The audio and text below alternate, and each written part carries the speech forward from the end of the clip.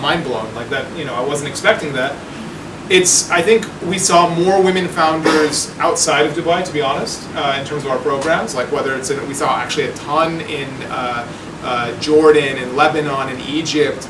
Here, for those programs, probably fewer numbers, but we're seeing more and more, and we actually see it reflected in terms of the Astrolabs community of companies. There's more and more women that are signing up, and we're always looking to invite more in.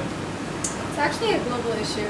One of my favorite startups, or it's not a startup anymore really, but Rent the Runway in the States. Yep. There's a story that came out about the founders going to a VC to try to get some funding, and the guy literally just laughed at them, and this happened 4 or 5 times, and said something like, "Oh, you women with your clothes." So I feel like there's a little bit more of a... Rent the Runway just launched a women's accelerator yesterday. Yeah, see? And they have...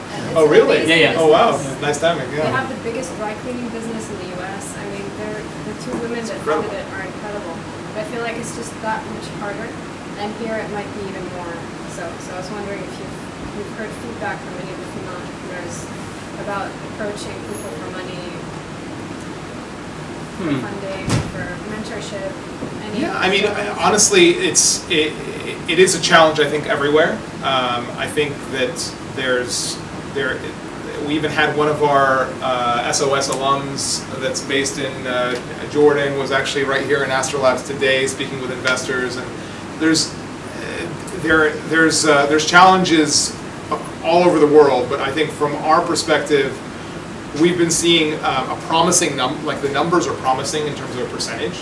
So when we're comparing between regions, what we're seeing in the Middle East is actually on the higher end globally, which is a good sort of like boost and a good push, but it still means that we need to do a lot more, and that means that there's a lot more potential to kind of like make, what we talk about, actually there's an annual event that we attend over in San Francisco for all the Google partners, and one of the things that happens during that, that summit is sharing of experiences, best practices, what works, what doesn't, and some of the things that we talk about is like, how do you make events that are more inviting for everybody, right? So it's not something which is just narrowly focused on a specific demographic of people, and make sure that you're, even from a design aesthetic of your space, or the way that the timing and the different types of programming that you're putting on the table, that you're offering to people to attend, signal that you're open, right?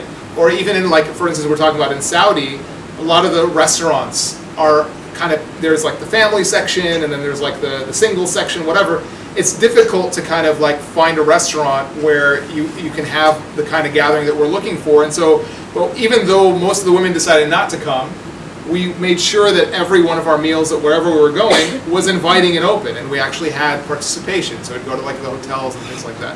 That's in like probably the hardest market to deal with, right? So if we can do it there, it's definitely possible to do it elsewhere. So. And how important is it for an entrepreneur to come to you, somebody who has a bit of street credit, a great MBA, or how important is it for an entrepreneur to have a good background, an MBA from an Ivy League, or having worked at a company like McKinsey? That question actually was asked to Amir at the fundraising class we were talking about, when people were like, if I'm going in to raise funds, do I need to have like an MBA from Harvard or whatever? And his reaction was, yeah, well, it doesn't hurt. I mean, definitely having like a pedigree background is useful, but he'll take like kind of experience and like having like tried something and learned and kind of like been through it over that any day. And it's especially true here if you're kind of like somebody who has this, maybe hasn't really been through trying even to start whatever it is. It might not be the same exact thing, but having been through the challenges, maybe even failed, that life experience is like really way more important. Hustle is number one criteria, right? And maybe being consultant is like a negative on some of founders, because very theoretical and sometimes afraid of hustling or failing. But yeah, honestly, for us, not important at all. It's not like a question we ask, like what school did you go to or something like that, right? So it's not like, not even that's not even on our radar. Not on the application, not in the like what's your GPA and stuff. It's like what are you building, and what what's your vision for it?